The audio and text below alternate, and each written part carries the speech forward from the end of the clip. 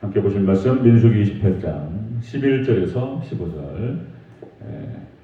우리 함께 합독하겠습니다. 함께 읽습니다. 시작.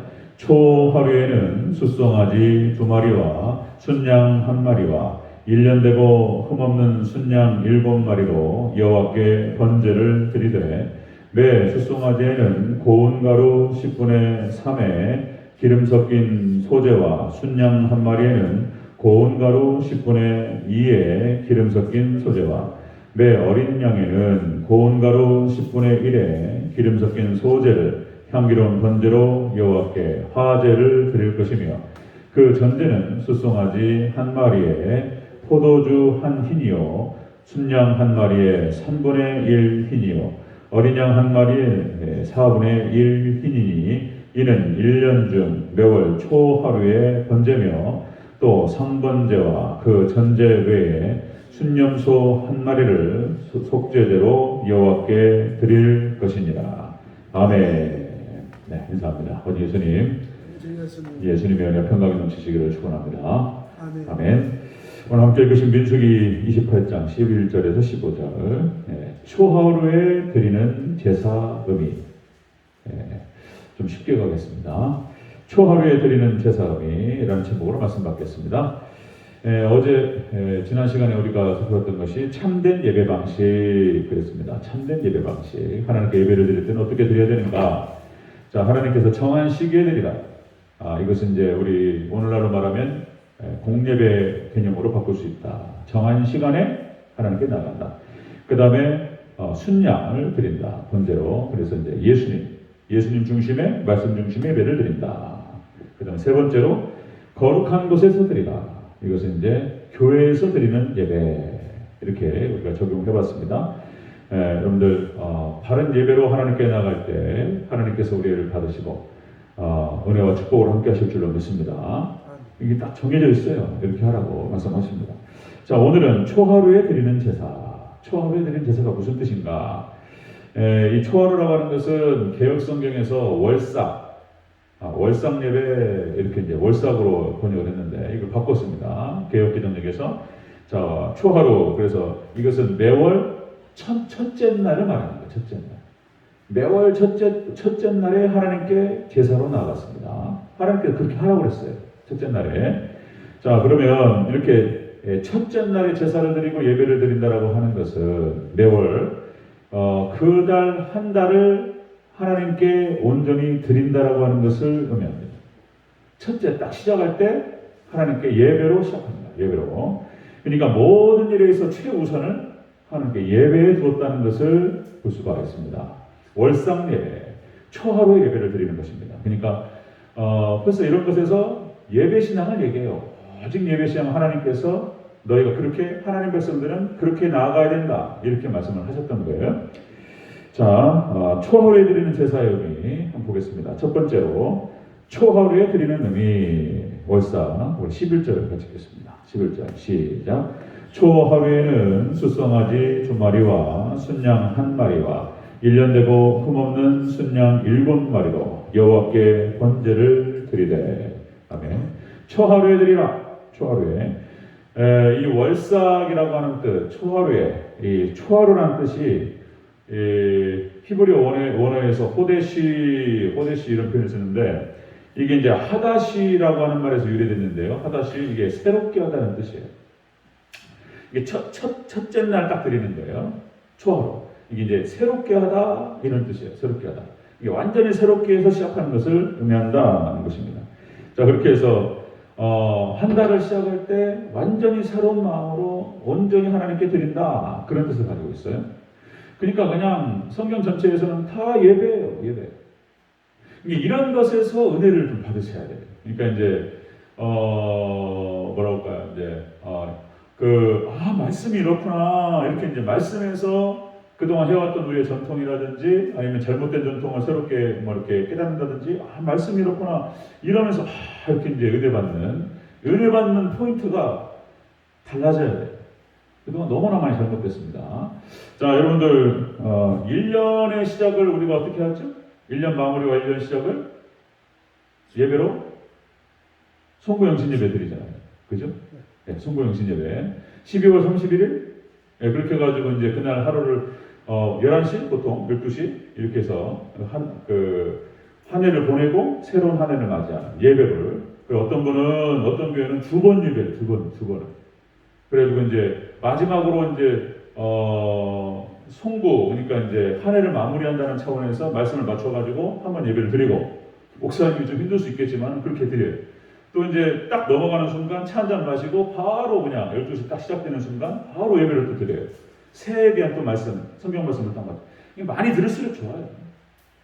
하여튼 뭐 주구장창 예배 이렇게 해서 말씀을 많이 듣고, 그런 사람이 향유를 깨는 거예요. 그런 사람이 말씀을 듣고 깨닫고 하나님의 세계를 알고 믿음이 깊어지고 신앙이 깊어지고, 이런 사람이 복을 받아요. 이런 사람이 하나님의 손에 쓰임 받습니다. 그러니까 이제 1년의 마무리로 예배를 끝나고 1년을 시작을 예배로 시작하는 거예요. 그 다음에 한 달 초하루도 마찬가지입니다. 초하루도 온전히 하나님께 예배로 시작해요. 우리가 한 주도 예배로 시작해요. 예배로. 우리가 첫째 날이죠.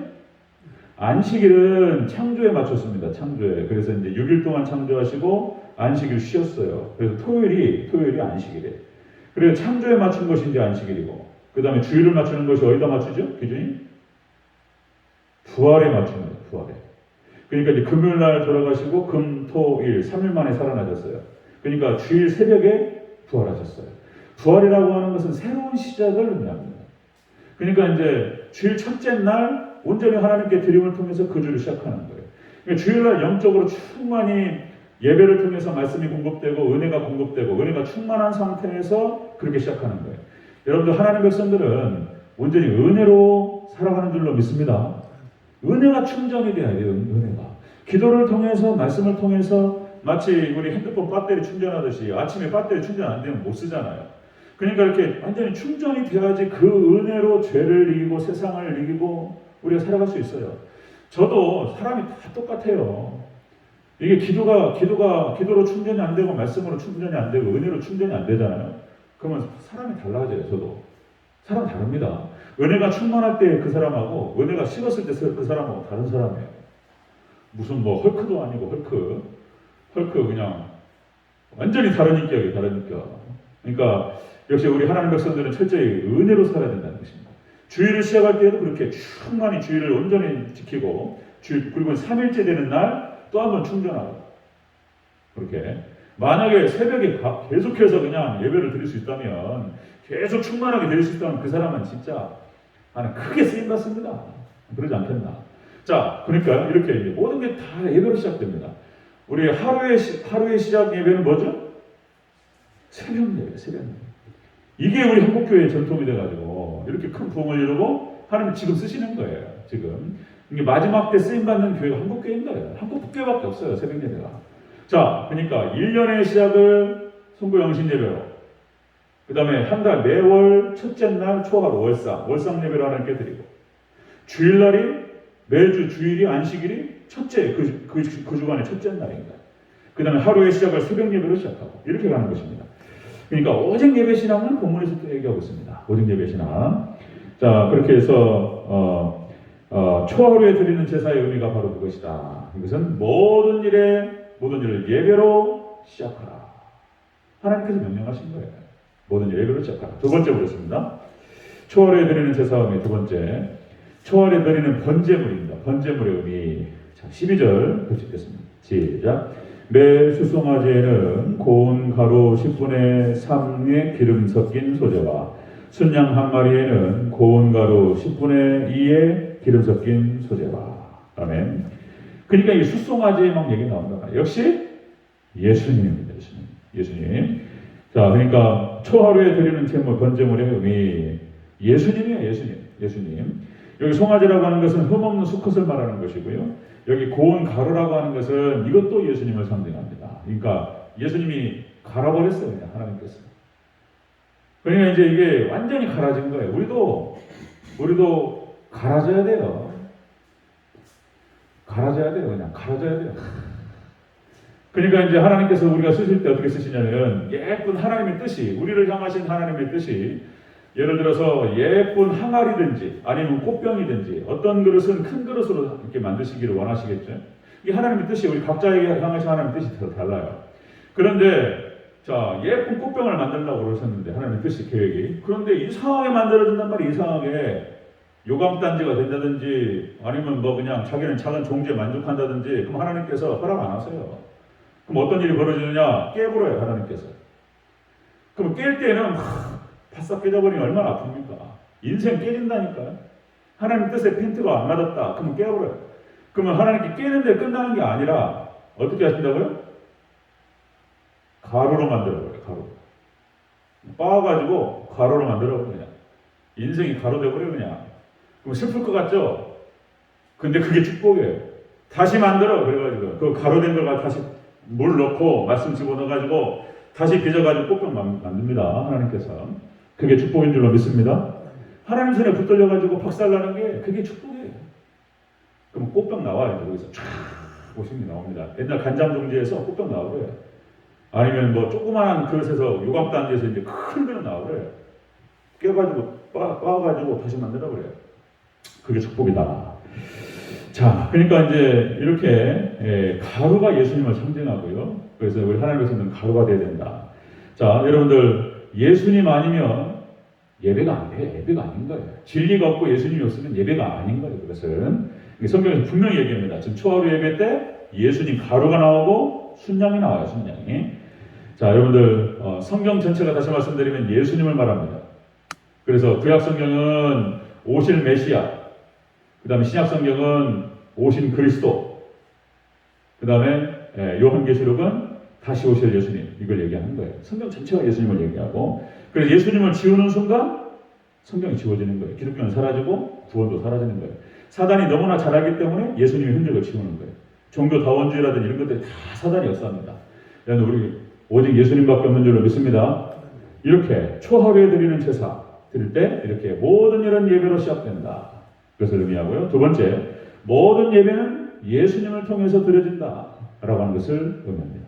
세 번째 보면요. 세 번째, 초하루에 드리는 제사 의미. 세 번째, 초하루에 드리는 속죄제의 의미. 속죄제 15절을 같이 읽겠습니다. 속죄제 시작.